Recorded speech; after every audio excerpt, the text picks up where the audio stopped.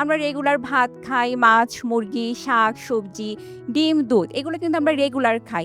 But যখন আমাদের period চলাকালীন সময়ে কিন্তু এই জিনিসগুলোর চাহিদা আরো অনেক বেড়ে যায়। সেগুলো কি? সেগুলো হচ্ছে আয়রন, সেগুলো হচ্ছে ভিটামিন ডি, সেগুলো হচ্ছে magnesium, omega 3 fatty acid, protein, calcium. এখন তোমাদের মাথায় আসতে পারে এই জিনিসগুলো কোথায় পাবা?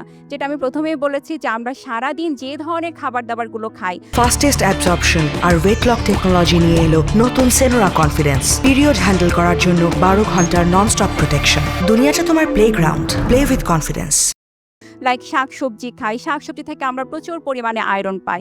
যেমন পালং শাক হতে পারে, লাল শাক হতে পারে, রেড মিট হতে পারে বা যেকোনো ধরনের প্রোটিন থেকেও কিন্তু আমরা অনেক ধরনের ভিটামিন পাই, আমরা অনেক ধরনের আয়রন পাই, ভিটামিন বি পাই, যেগুলো কিন্তু অনেক ইম্পর্টেন্ট। এছাড়া আমরা কিন্তু মাছ থেকে পাই ওমেগা 3 ফ্যাটি অ্যাসিডস এবং বাদাম থেকে পাই ওমেগা 3 ফ্যাটি অ্যাসিডস। পিরিয়ড যখন আমাদের চলাকালীন সময়ে আমরা চেষ্টা করব ব্যাগের মধ্যে একটু স্ন্যাক্স আইটেম রাখতে।